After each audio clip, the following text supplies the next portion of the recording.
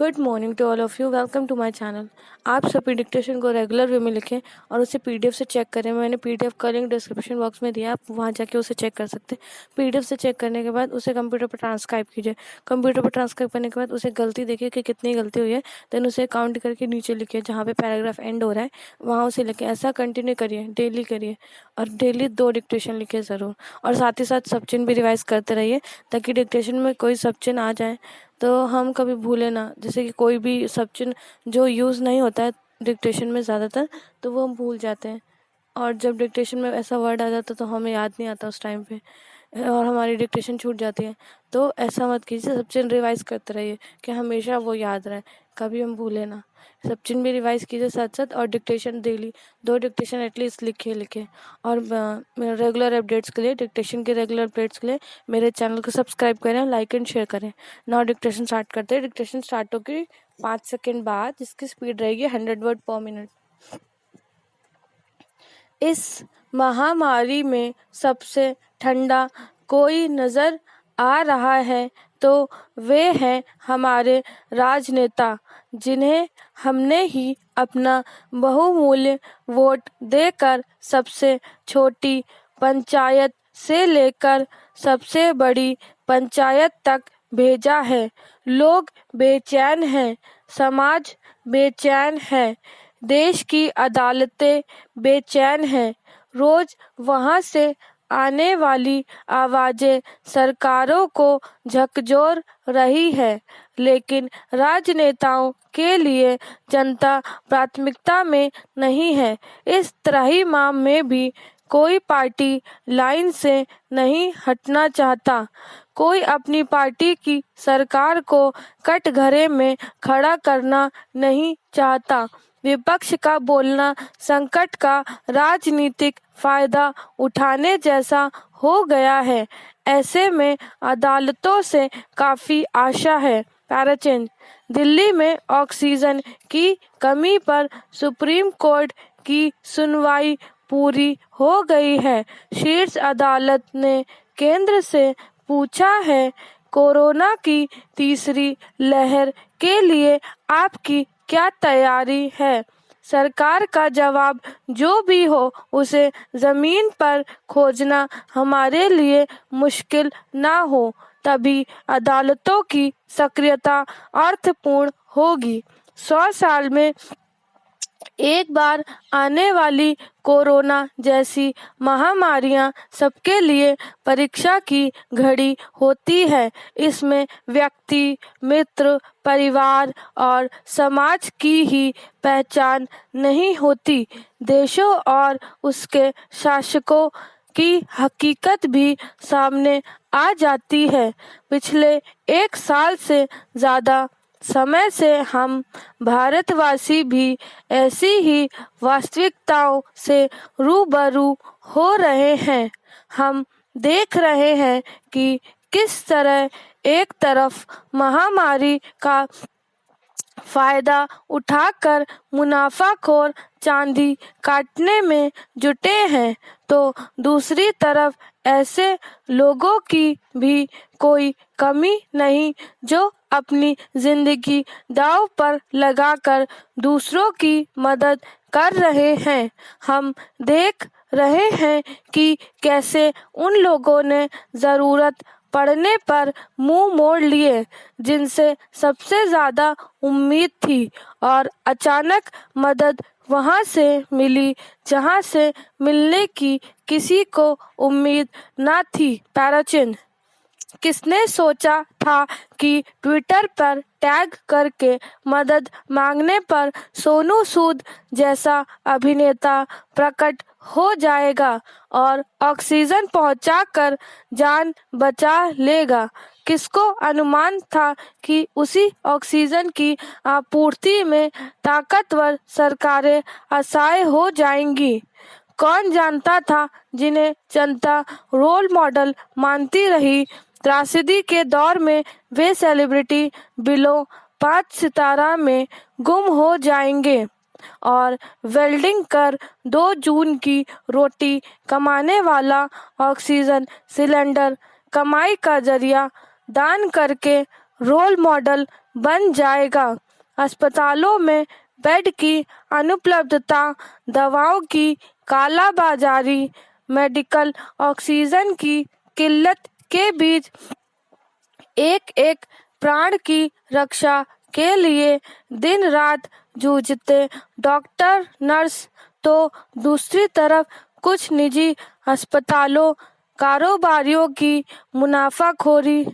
महामारी हमें सिक्के के दोनों पक्ष दिखा रही है। मुसीबत में जनता किस्मत के भरोसे रह जाए तो सरकार का होना या ना होना बराबर है। स्टॉप। नेक्स्ट स्टार्ट होगी 5 सेकंड बाद। इसकी स्पीड रहेगी 100 वर्ड पर मिनट।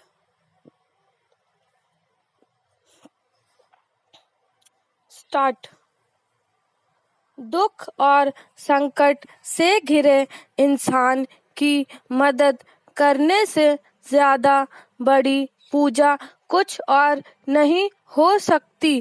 लेकिन इससे बड़ी विडंबना और क्या होगी कि एम्बुलेंस चालक जान बचाने की भूख में अस्पताल पहुंचाने की गुहार लगाते लोगों से उनकी मजबूरी का फायदा उठाने की कोशिश करे।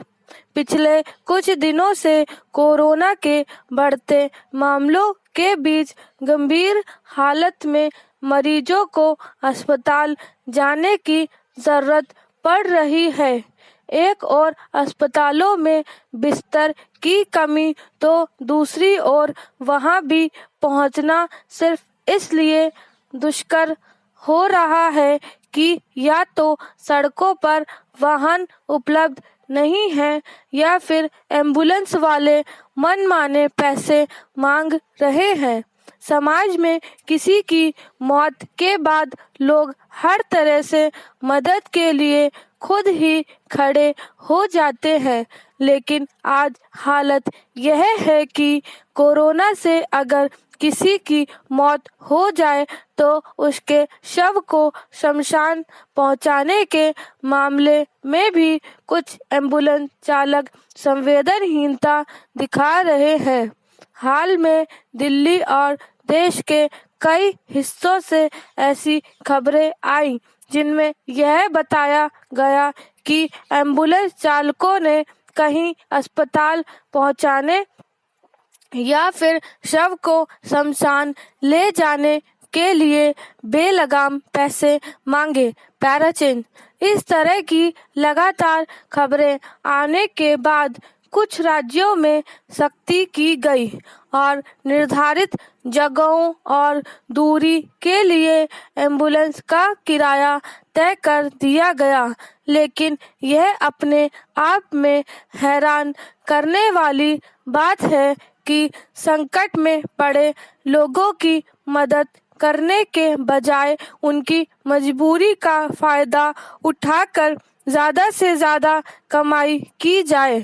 इसलिए सरकार और पुलिस की ओर से कहीं कहीं सख्ती से एम्बुलेंस का किराया तय करने की पहल सही है। लेकिन यह भी सोचने की जरूरत है कि ऐसे समय में सरकार की अपनी व्यवस्था क्या है। अव्वल तो सरकारी अस्पतालों में बुनियादी संसाधनों का अभाव, दूसरे सेवा में जोखिम की वजह से लोगों को वहां जाने के लिए अतिरिक्त हिम्मत जुटानी पड़ती है, जबकि देश भर में सरकारी स्वास्थ्य तंत्र इतना व्यापक है कि सारी व्यवस्थाएं चाक चौबंद की जा सकती हैं। मगर लापरवाही और उदासीनता की वजह से आज हालत यह है कि सरकारी व्यवस्था में कमी का बेजा फायदा निजी अस्पताल से लेकर एम्बुलेंसों के मालिक उठा रहे हैं। पैराचीन। सवाल है कि इंसानियत और मनुष्य की संवेदनशीलता में इस स्तर की छीजन आखिर कैसे आई। ऐसी घटनाएं यह सोचने पर मजबूर करती हैं कि एक संवेदनशील समाज के तौर पर विकास के क्रम में कहीं बड़ी चूक हुई है। हालांकि यह भी सच है कि इसी समाज में वे लोग भी हैं जिन्होंने बिना किसी लोभ के अपने संसाधनों के जरिए जितना संभव हो सका जरूरतमंदों की मदद की। एक और कुछ शहरों से एम्बुलेंस वालों की मनमानी कीमतें वसूलने की खबरें आ रही हैं, तो दूसरी ओर ऐसे उदाहरण भी हैं जिनमें लोगों ने अपनी निजी वाहन को एम्बुलेंस बना दिया या इसी तरह के प्रयास सामूहिक रूप से भी हुए। भोपाल के एक व्यक्ति ने अपने ऑटो को एम्बुलेंस की शक्ल दी, उसमें ऑक्सीजन की व्यवस्था भी की और वह मरीजों को बिना पैसे लिए अस्पताल पहुंचाता है। अपने ऑटो को एम्बुलेंस में तब्दील करने के लिए पैसों का इंतजाम उसने अपनी पत्नी के जेवर बेचकर किए। इस तरह के और भी उदाहरण सामने आए हैं जब कोरोना की वजह से हुई मौत के चलते अगर किसी के दाह संस्कार में नाते रिश्तेदार पीछे हट गए तो आस पड़ोस के और दूसरे धर्म के लोगों ने आगे बढ़कर हर तरह से मदद की। इंसानियत और संवेदना के बचे होने और बचने की उम्मीद ऐसे ही लोगों से बनती है। स्टॉप।